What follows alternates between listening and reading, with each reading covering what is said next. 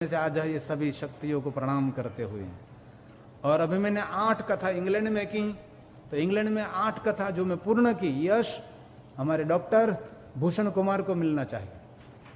पूरी रात में उसको जगाता था और 3 महीने से एक भी मैंने अंग्रेजी टैबलेट मुख में नहीं रखी, आयुर्वेदिक औषधि से मुझे ठीक किया है।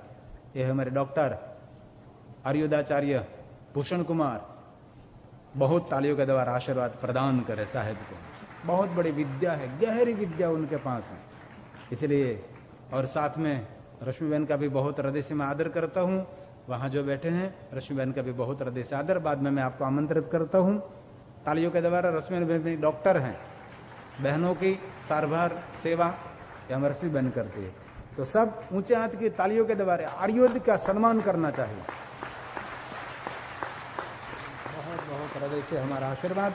और आपने हमारी बहुत सेवा की है, अभी भी सेवा कर रहे हैं। प्रत्यक्ष भाई माइक दीजिए साहब को, यहां खड़े रहे आप। आपकी हेल्थ के लिए कुछ सुंदर बातें सुनाएंगे। और मैंने बहुत बार कहा है, धन संपत्ति वैभव आपके पास है, लेकिन आरोग्य नहीं है तो आपके पास कुछ भी नहीं है। सभी दुखों में कोई भाग ले सकता है, लेकिन शरीर का दुख है वो तो आपको स्वयं को उठाना पड़ेगा। इसलिए आप बीमार न पड़े इससे पहले आप थोड़ा सा जागरूक हो जाए, सतर्क हो जाए। उसके बारे में हमारे डॉक्टर आयुर्वेदाचार्य भूषण कुमार जी आपको सुंदर बातें सुनाएंगे। शांति से, बहुत ध्यान से सुनिए आप। धन्यवाद। तालियों के द्वारा बहुत आदर करते हैं हम। ओम नमः शिवाय। गुरु ब्रह्मा गुरु विष्णु गुरुदेव महेश्वरा, गुरु साक्षात पर ब्रह्म तस्मै श्री गुरुवे नमः। मैं बापू जी को प्रणाम करता हूं। मुझे ऐसा लगता है कि बापू जी विश्व के वो प्रथम कथाकार होंगे जिन्होंने ऐसा सोचा कि मेरा भक्त आरोग्यदायी रहे। मेरा भक्त जो अध्यात्म से जुड़ा हुआ है, जो धर्म से जुड़ना चाहता है, लेकिन यदि उसके पास में आरोग्य नहीं है तो वो धर्म से और अध्यात्म से नहीं जुड़ सकता। यही बात चरक जी ने 5000 वर्ष पूर्व बताई थी। उन्होंने कहा था, धर्म अर्थ काम मोक्षाणाम आरोग्यम मूलम उत्तमम। यानी यदि आप धर्म मोक्ष अर्थ और काम की यदि प्राप्ति करना चाहते हैं तो यदि आपका आरोग्य उत्तम है तो ही आप इस चीजों को मिला पाते हैं।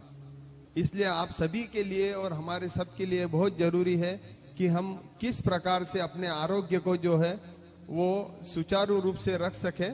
इसके लिए आयुर्वेद शास्त्र ये दुनिया का वापिस वैसा ही एकमेव शास्त्र है जिसने स्वस्थ आदमी को स्वस्थ रह सके, इसके बारे में जो जानकारी दी है विश्व के ऐसे किसी भी शास्त्र में ये जानकारी नहीं है।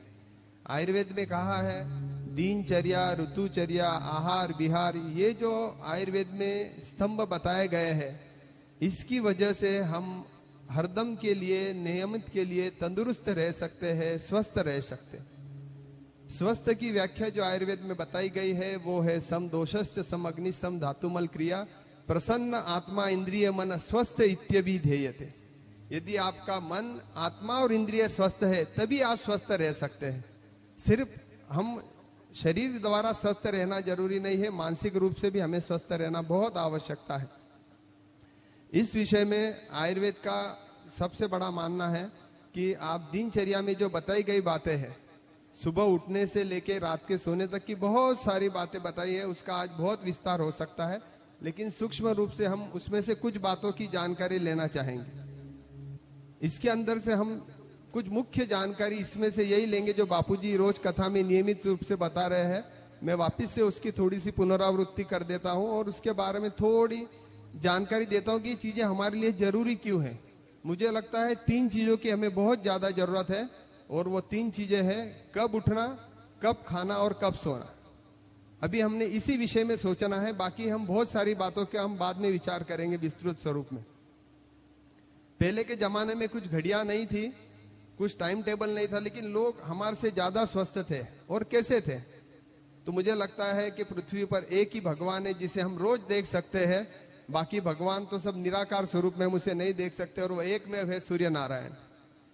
सूर्य उगने से पहले हमें उठना है, सूर्य सिर पर आता है तब हमें भोजन करना है और सूर्यास्त के पश्चात सो जाना। बस यही गणित हमारे पूर्वजों के पास में था और मुझे लगता है कि इसकी वजह से ही वो 100 साल जिए। बहुत आसान सी बात है, बहुत मुश्किल नहीं है। सूर्योदय से पूर्व उठने से क्या होता है, एकदम आसान आसान बातें शास्त्र में कही गई है।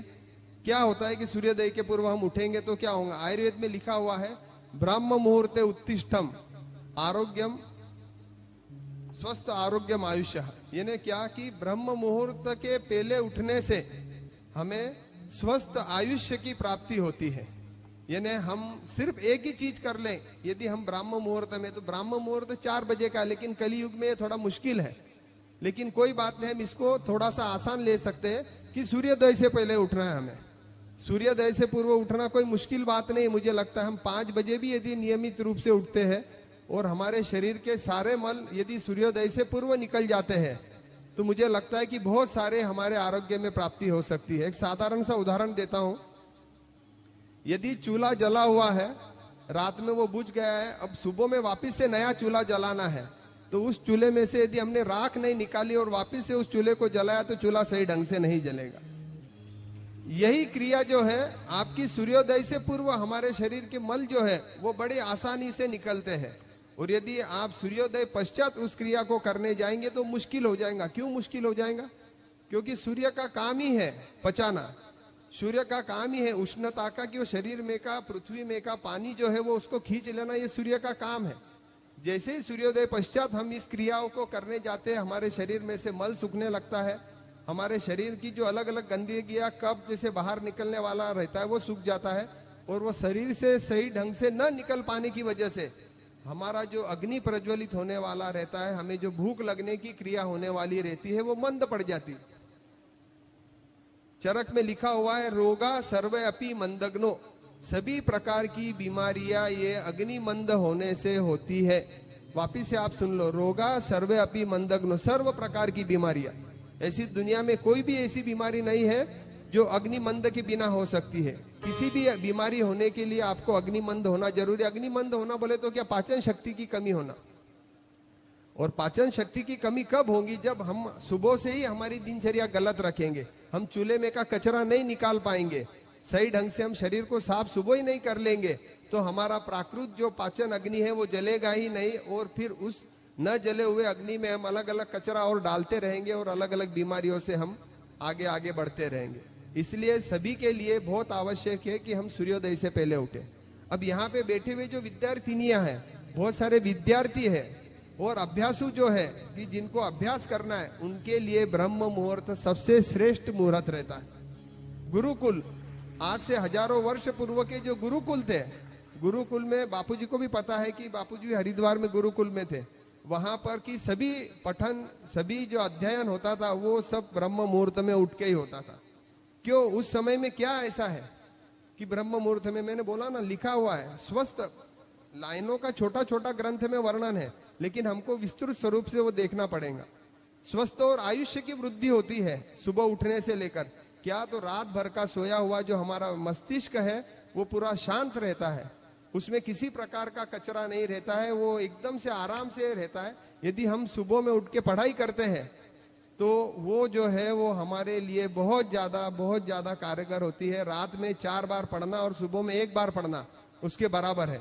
हो सकता है कि रात में पढ़ा हुआ आपको भविष्य में याद ना आए, उसको हम मेमोरी रिकॉल कहते हैं। बहुत से लोग परीक्षा में जाते हैं, बैठते और बोलते हैं कि भाई मैंने तो बहुत सारी पढ़ाई की थी लेकिन मुझे अब याद नहीं आ रहा है। वो सब लोग रात में पढ़ने वाले रहते हैं। और जो सुबह में पढ़ता है उसकी मेमोरी रिकॉल होती है। वापिस से बोलता हूं, उसको याद आता है। उसको 1 बार भी पढ़ा हुआ, लेकिन परीक्षा में वो जब बैठता है तो उसने क्या पढ़ा था उस चीज को वो याद कर सकता है, उसको याद आती है। इसके लिए सुबह उठकर पढ़ाई करना अति आवश्यक है। इसमें और आगे जाके, अब समय बहुत कथा का खत्म होने में, लेकिन एक छोटी सी और आगे बात है, कब भोजन करना। ये भी बहुत बड़ी बात है, जहां पे हम हरदम गलतियां खाते हैं। इसका 1 दिन का लेक्चर हो सकता है कि कब भोजन करना है ना, क्या भोजन करना, कितना भोजन करना। लेकिन अब हम थोड़ा सा इसमें विस्तार नहीं करेंगे, हम इतना ही जानेंगे कब भोजन करना। श्रमजीवी है, बहुत मेहनत करता है, खेती के काम करता है, तरुण है, बहुत अग्नि उसका ऊंचा है, बहुत पाचन शक्ति तंदुरुस्त है, वो दिन में 3 बार भोजन कर सकता है। लेकिन मानसिक श्रम वाला है, बैठे काम करने वाला आदमी, ऑफिस जॉब है, जिसके पास में शरीर को श्रम नहीं है, उसने हरदम 2 समय में ही भोजन करने की अपेक्षा रखनी चाहिए। सायं प्रातः दीजात भोजन काले। बहुत सारे ऐसे समाज है, बहुत सारे धर्म है जहां पे 2 समय में ही भोजन करते हैं अभी भी लोग। सुबह 10 बजे का एक काल है, सुबह 10 बजे सूर्य के गति से हमारा शरीर चलता है। मैं वापिस से आपको वही समझा रहा हूं। सूर्य उगा, हमारे शरीर में क्रियाएं चालू हुई, सूर्यास्त हुआ, हमारे शरीर की क्रियाएं खत्म हो गई। सूर्यास्त होने के बाद के अंदर में शरीर पूरा शिथिल हो चुका रहता है, उसके अलग अलग जो शरीर के अवयव है वो कमजोर हो जाते हैं, वो उतनी क्षमता से कार्य नहीं कर पाते हैं। इसके लिए रात्रि का भोजन काल तो कभी रह ही नहीं सकता। भोजन काल ये सूर्यास्त के पूर्व या तो सूर्यास्त से 1 घंटे के अंदर का ही रहना चाहिए। भोजन पचाने के लिए जो ऊर्जा मिलती है हमें, उसमें सूर्य का भी उतना ही बड़ा रोल है। सूर्य से ही हमें भोजन पचाने की शक्ति मिलती है। और सूर्य जब रहता है, इसके लिए दोपहर का जो भोजन काल है 10 बजे से तो 12 बजे के बीच का जो भोजन काल है, उसी समय में हमने भोजन करने की आदत डालनी चाहिए। और ये 12 बजे के बाद भोजन करने वाले जो भी लोग हैं, वो कहीं ना कहीं किसी न किसी प्रकार से पचन के विकार से निश्चित पीड़ित रहते हैं। क्योंकि 12 बजे के बाद का जो पेट का अग्नि है, गैस के अंदर में 3 फ्लेम रहती है, स्लो, मीडियम और फास्ट। यदि हम स्लो फ्लेम पे खाना पकाते हैं तो वो सही ढंग से पचता है, लेकिन जब हम हाई फ्लेम पे खाना पकाने जाते हैं ना, तो वो कच्चा पक्का रह जाता है। 12 बजे के बाद का जो भोजन का समय है वो हाई फ्लेम है। शरीर में बहुत ज्यादा पित्त की वृद्धि हो चुकी रहती है, पाचक अग्नि बहुत ज्यादा बढ़ गया रहता है, सूर्य भी सिर के ऊपर से बहुत तेजी से चढ़ने लगता है। यदि हम 12 बजे के पश्चात में दिन में भोजन करते हैं तो वहां पे तीव्र पाचक अग्नि की वजह से हमारा खाना सही ढंग से पच नहीं पाता है। और उसकी वजह से क्या होता है, हमारे शरीर की अच्छी जो धातु का रूपांतर होना चाहिए वो हो नहीं पाता, और हम कहीं ना कहीं ऊर्जा से कम होते जाते हैं और बीमार पड़ने लगते हैं। ये और बहुत बड़ा विषय हो सकता है। लास्ट का एक बात करूंगा और मेरे वाणी को विराम दूंगा। रात्रि का भोजन और रात्रि का सोना, कब सोना सबसे ज्यादा आवश्यक चीज है कि हमें कब सोना चाहिए। मैंने तो आपको बताया कि सूर्यास्त हो गया, शरीर अपना कार्य करने में अब असक्षम होते जा रहा है, वो कम कर रहा है। सादा सा उदाहरण देता हूं, जैसे हमारे घर में बिजली चली जाती है तो इन्वर्टर चालू हो जाता है। शरीर की भी जब बिजली चली जाती बोले तो शरीर की बिजली बोले तो क्या, सूर्य है शरीर की बिजली। जैसे ही सूर्यास्त हो गया, हमारे शरीर की लाइटें चली गई और हमारे शरीर का इन्वर्टर चालू हो गया। इन्वर्टर के ऊपर में कभी आपने गीजर हीटर लगाया है क्या? नहीं लगाया है। इन्वर्टर पे हम इमरजेंसी चीजें लगाते हैं, लाइट है, फैन है। जैसे हम इन्वर्टर पे गीजर लगा देते हैं, इन्वर्टर उड़ जाता है या तो वह कार्यक्षम हो जाता। वैसे ही हम जब रात्रि के समय में भोजन करते हैं सूर्यास्त के पश्चात, तो हमारा जो इन्वर्टर हमारे मुख्य शरीर के लिए बना है, किडनी, ब्रेन, हृदय, जो हरदम हमारे लिए 24 घंटे धड़कता है, 1 सेकंड भी वो बंद नहीं हो सकता, नहीं तो हम बंद हो जाएंगे। तो वैसे चीज के लिए जो इन्वर्टर है, यदि हम उस पर भोजन कर लेते रात्रि में, तो पूरी इन्वर्टर की ऊर्जा जो है वो हमारे अन्न को पचाने में लग जाती है, और कहीं ना कहीं हमारे मस्तिष्क, हृदय और अलग अलग मुख्य जो अवयव है वो कमजोर पड़ने लगते हैं। इसलिए रात्रि का भोजन जल्दी से जल्दी त्याग करने की कोशिश करें। और आयुर्वेद शास्त्र का भी दावा है, और मैं भी आपको बोलता हूँ, यदि आप संध्या में और संध्या से 1 घंटे के अंदर में और सुबह 12 बजे से पहले भोजन की यदि आदत डालते हैं, निश्चित आपके आरोग्य में बहुत सारी वृद्धि होगी। रात्रि 10 बजे के पूर्व सोना, 10 बजे के पूर्व सोने की आदत करनी चाहिए, क्योंकि मस्तिष्क को जो नींद है वो 10 से 2-4 घंटे की ही मस्तिष्क को नींद है, क्योंकि 4 बजे ये ब्रह्म मुहूर्त है, उठने का समय है। बहुत सी बार आपने अनुभव किया होगा, अपने आप भी रात में 4 बजे नींद खुलती है। बापूजी ने तो ये पक्के में अनुभव किया है कि 4 बजे नींद खुल ही जाती है। और कथा में परसों बताया भी बापूजी ने कि जिसकी 4 बजे नींद खुलती है उसको किसी तो भी साधु संतों का आशीर्वाद मिला हुआ है। तो 4 बजे ये हमारा उठने का, इसके लिए मस्तिष्क को नींद सिर्फ 10 से 2-4 घंटे की है। तो मुझे लगता है कि हमें पढ़ाई है, अदक और कुछ बहुत सारे काम करना है, सुबह जल्दी उठ के भी मोबाइल देख सकते हैं, ऐसी कोई जरूरी नहीं रात में मोबाइल देखना चाहिए। सोने से पूर्व मोबाइल देखने की बहुत आवश्यकता हो गई है, लेकिन मेरा तो मानना है कि आप स्क्रीन टाइम जो है वो सोने से आधे घंटे पहले ही बंद कर देना चाहिए। बापूजी ने उसके बारे में कथा में बताया, ये मैं वापस से नहीं बताऊंगा। ऑडियल मेमोरी, विजुअल मेमोरी, इसके अलग अलग प्रकार रहते हैं। जो हम देखते हैं वो ज्यादा समय तक हमारे दिमाग में रह जाता है। इसके लिए रात्रि में मोबाइल बंद करके आधे घंटे बाद तुरंत सोए और 10 बजे तक सोने की पूरी कोशिश करें। और अब बहुत सारी बातें हैं, कल समय रहा तो हम पानी पीने के तरीके के बारे में भी बात करेंगे। और बहुत गलत तरीके से पानी पीने की वजह से कल ही अखबार में कुछ आया है कि सुबह में 4 बोतल पानी पीने से आदमी को हार्ट अटैक आके मर गया।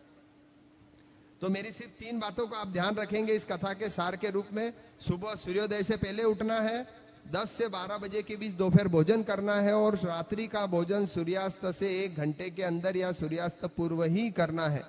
हो सके जब तक 2 समय में ही भोजन करने की आदत डालनी चाहिए। 3 समय का भोजन कभी कभी हमारे पाचन तंत्र को तकलीफदायक हो सकता है। जो मेहनती है, तरुण है, जिसकी पाचन शक्ति तेज है, उसके लिए ये ठीक है, अन्यथा 2 समय में भोजन करना आवश्यक है। हम यहाँ पर विराम लेंगे। ओम नमः शिवाय। बहुत बहुत धन्यवाद। डॉक्टर साहब को तालियों के द्वारा बहुत बहुत आदर करते हैं हम। और वैद्य नयन भाई ठक्कर और वैद्य पार्थ भाई ठक्कर पधारिए, चूंकि दोनों यहाँ